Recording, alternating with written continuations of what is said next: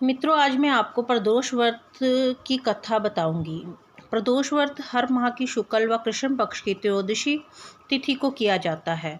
जिस तरह एकादशी व्रत भगवान विष्णु को समर्पित है, उसी तरह त्रयोदशी का व्रत भगवान शिव को समर्पित है। एक प्राचीन कथा इसके पीछे है। प्राचीन काल में एक गरीब पुजारी हुआ करता था। उस पुजारी की मृत्यु के बाद उसकी विधवा पत्नी अपने भरण पोषण के लिए पुत्र को साथ देकर भीख मांगती।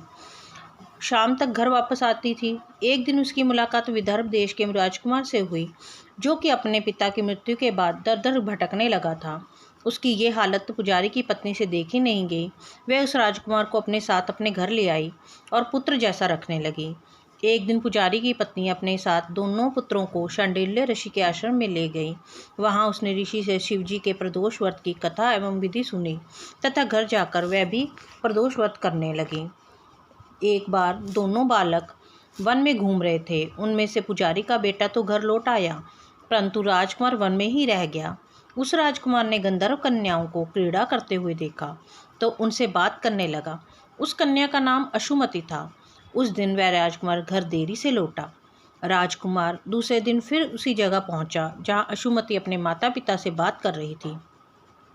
तभी अशुमति के माता पिता ने उस राजकुमार को पहचान लिया और उससे कहा कि आप तो विदर्भ नगर के राजकुमार हो ना, आपका नाम धर्मगुप्त है। अशुमति के माता पिता को वह राजकुमार पसंद आया और उन्होंने कहा कि शिवजी की कृपा से हम अपनी पुत्री का विवाह आपसे करना चाहते हैं। क्या आप इस विवाह के लिए तैयार हैं?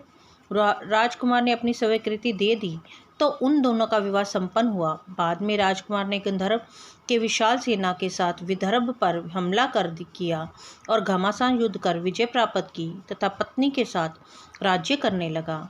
वहां उस महल में वह पुजारी की पत्नी और पुत्र को आदर के साथ ले आया तथा साथ रखने लगा। पुजारी की पत्नी तथा पुत्र के सभी दुख व दरिद्रता दूर हो गई और वे सुख से अपना जीवन व्यतीत करने लगे। एक दिन अशुमति ने राजकुमार से इन सभी बातों के पीछे का कारण और रहस्य पूछा। तब राजकुमार ने अशुमति को अपने जीवन की पूरी बात बताई और साथ ही प्रदोष व्रत का महत्व और व्रत से प्राप्त फल के बारे में भी अवगत कराया। उसी दिन से प्रदोष व्रत की प्रतिष्ठा और महत्व बढ़ गया और मान्यता अनुसार लोग ये व्रत करने लगे।